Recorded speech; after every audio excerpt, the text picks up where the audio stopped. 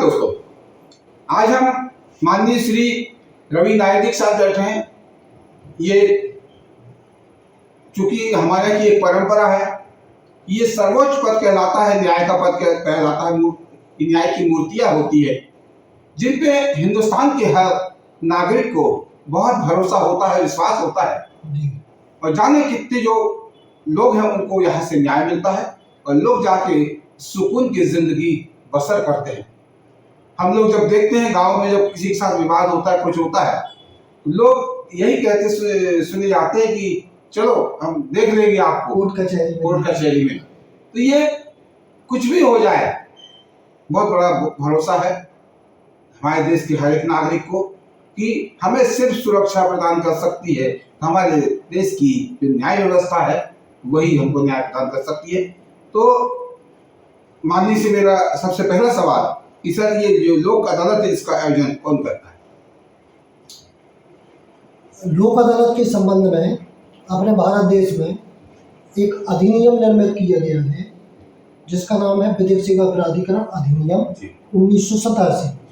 इसके तहत ऐसी व्यवस्था रखी गई है कि माननीय राष्ट्रीय विधिक सेवा प्राधिकरण नई दिल्ली और राज्य विधिक सेवा प्राधिकरण दोनों के निर्देशक में और डिस्ट्रिक्ट लेवल पे माननीय प्रधान जिला एवं सत्र न्यायाधीश जो कि जिला विधिक सेवा प्राधिकरण के अध्यक्ष भी होते हैं, तो डीजी साहब के मार्गदर्शन में डिस्ट्रिक्ट वाइज और इससे निचले स्तर तहसील पर लोक अदालत का आयोजन किया जाता है।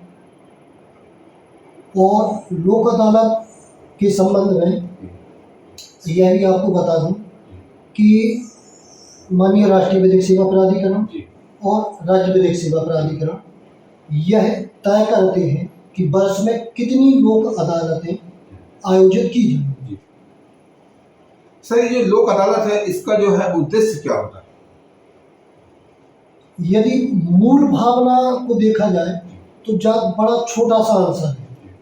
लोक अदालत का मूल उद्देश्य होता है आपसी सहमति से स्वयं की शर्तों पर पक्षकारों के द्वारा अपने मामले का अंतिम निराकरण करना। यदि लोक अदालत शब्द को देखें तो उसी में छुपा है लोक अदालत, जनता की स्वयं की अदालत। जी सर, वर्ष में कितनी लोक अदालतें जो है वो लगाई जा चुकी है सर? इस वर्ष 2025 में विगत में 2 लोक अदालतें आयोजित हो चुकी हैं और यह आज दिनांक को तीसरी लोक अदालत है और चौथी लोक अदालत होगी दिसंबर में होगी। सर, अभी चौथा सवाल कि वर्तमान में जिला न्यायालय में कितने केस सर अभी लंबित पड़े हैं? जिला न्यायालय सिवनी के अंतर्गत मुख्यालय सिवनी आता है। इसके अलावा तहसील घनसोर, लखनऊ, छपारा ये भी आती है। यदि तहसील प्लस मुख्यालय दोनों जगह की पेंडेंसी देखी जाए तो वर्तमान में 25,441 केस न्यायालयों में पेंडिंग है। आगे सर मैं अगला सवाल कि अब आप हमारे देश की जो जनता, हमारे जिले की जो जनता है जी, इसको क्या संदेश देना चाहेंगे?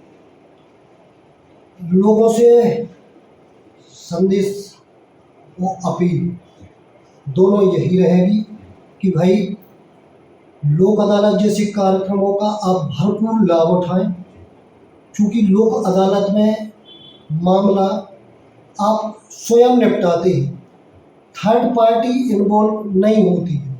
थर्ड पार्टी मीन्स कोर्ट भी आपका है और आप चूँकि खुद भी ये समझ सकते हैं कि अपना मामला जितने बेहतर ढंग से आप निपटा सकते हैं, थर्ड पार्टी उतने बेहतर ढंग से कदापि उस मैटर को सॉल्व नहीं कर सकती है। इसके अलावा सबसे बड़ा फायदा कोर्ट के माध्यम से यदि निर्णय होता है, निश्चित रूप से एक पक्ष की जय और दूसरे पक्ष की हार होना तय है। कभी हो नहीं सकता कि दोनों पक्ष विजयी हों। जो पक्ष हारता है उसके मन में कहीं ना कहीं गिलानी, क्योंकि कानून में प्रावधान है।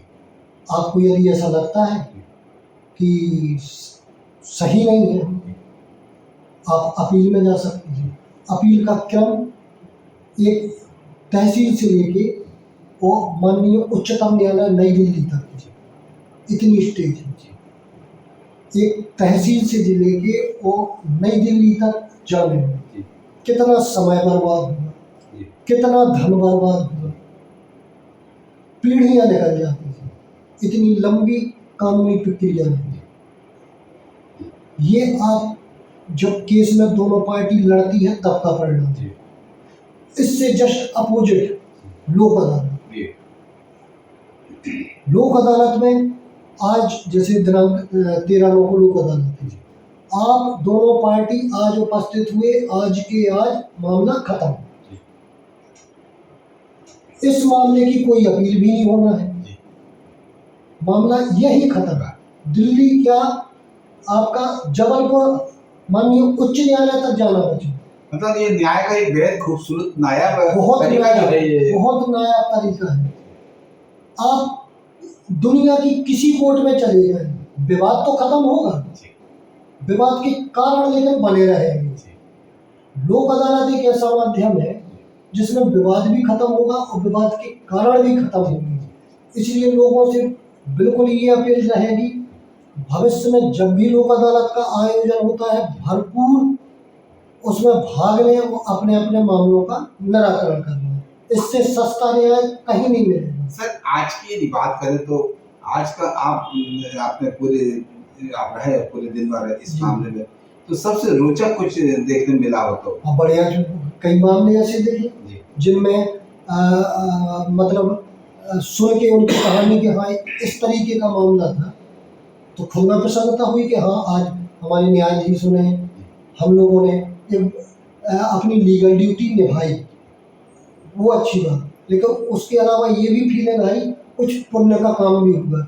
जैसे अभी फैमिली कोर्ट में कुछ वैवाहिक मतभेद ऐसे रहे कि दो लोगों की नई नई शादी हुई, किसी को ज़्यादा से ज़्यादा 6 महीने हुए थे। एक मामला ऐसा था जिसमें 3 या 4 साल हो चुके थे। पति पत्नी के बीच डिस्प्यूट हुए, छोटे छोटे बच्चे हैं, पत्नी ने बच्चों को लिया और लेके मायके चली गई, पति अपने वहीं घर में, दोनों अलग थे। ठीक, बेचारे बच्चे तकलीफ में, उन्हें एक के प्यार से तो वंचित होना पड़ा। न्यायालयों ने उसमें पहल करी, दोनों पक्ष के अधिवक्ताओं ने पहल करी, एक बार समझाइश दी, नहीं बनी। उस मामले को न्यायालय ने कुछ दिनों बाद फिर लिया, फिर मीडिएशन करवाया। आज उसका परिणाम देखा, कम से कम 10 जोड़े ऐसे निकले जिनके बीच में डिस्प्यूट थे, लेकिन यहाँ बढ़िया माला पहना के और खुश होके बढ़िया है। हमने देखा कि जिनके माता पिता दूर थे वो बच्चे आज पिताजी से भी उतनी प्यार से लिपट रहे हैं, माँ से भी उतनी प्यार से लिपट रहे हैं। तो ये मतलब आत्मा को सुकून देने वाली बात। यदि एक प्रकार से इसको ये कहें लोक अदालत का, तो एक प्रकार से पुण्य का काम भी हो। बिल्कुल पुण्य का काम भी है, और चूंकि हम लोगों का लीगल ड्यूटी भी है न्यायाधीश के रूप में, ड्यूटी के साथ एक पुण्य का काम। लेकिन अंतरात्मा में ये फीलिंग आती है कि ये पुण्य का काम है, 2 कदम बढ़ के प्रयास किए, अपने आप को भी संतुष्टि, बिल्कुल संतुष्टि होती है। सर, आपका इस कीमती समय के लिए आपका बहुत बहुत धन्यवाद।